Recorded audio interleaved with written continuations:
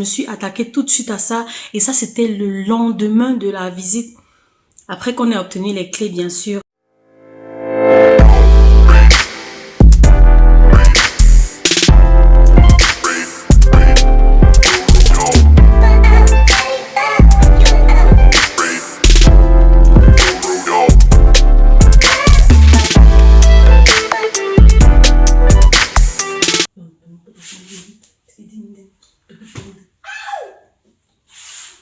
Coucou, bienvenue sur la chaîne des personnes ambitieuses.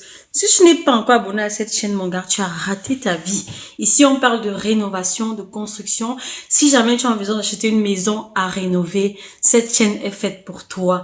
Tu vas trouver ton compte sur tous les pièges à éviter lors de la rénovation, sur tout ce qu'il faut savoir avant de commencer les travaux, comment est-ce que tu peux économiser. Donc, abonne-toi. Aujourd'hui, je vais simplement vous montrer comment est-ce qu'on a évolué dans les travaux avec la maison. Allez voir comment est-ce qu'on a arraché, du moins comment est-ce que j'ai arraché tout le lambris dans toute la maison. Je me suis attaquée tout de suite à ça. Et ça, c'était le lendemain de la visite.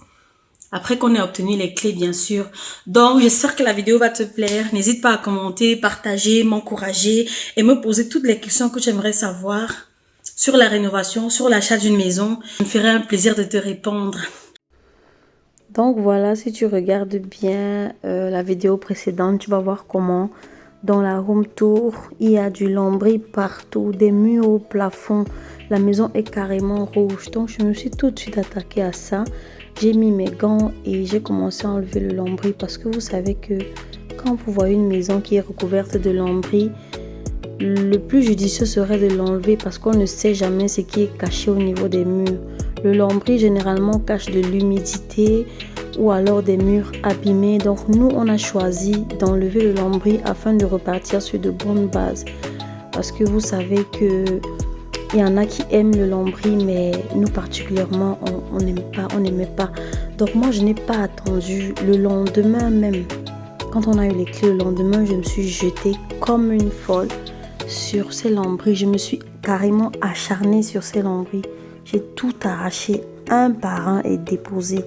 Vous n'avez pas idée de comment c'était beaucoup, énormément dans toute la maison.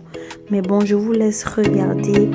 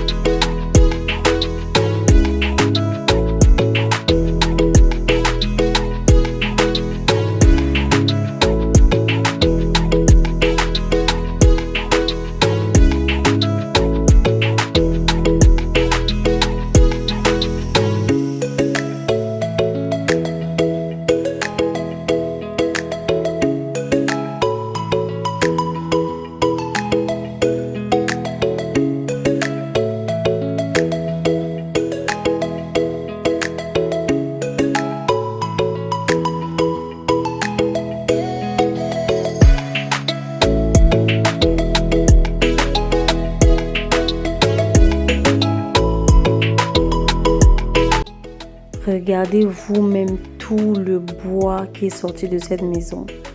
Franchement, je donne un chapeau à l'ancien propriétaire. Regardez, parce que ici, les lattes même, ça c'est monsieur qui a fait, il a enlevé les lattes après moi, mais il y avait des morceaux d'isolation vraiment très toxiques qui sont sortis de là aussi. Parce que sachez que les maisons qui datent comme ça ont généralement ce qu'on appelle l'amiante. Donc, il est vraiment conseillé de porter un masque, des gants et bien se protéger avant de commencer à toucher tout ça. Parce que vous pouvez absorber vraiment des substances nocives pour la santé. Donc ensuite, j'ai enlevé l'ancien tapis en lino qui était là. Et j'ai découvert qu'en dessous, il y avait une partie en béton et une partie en plancher. Ensuite, il a fallu nettoyer tout ça et voilà quoi.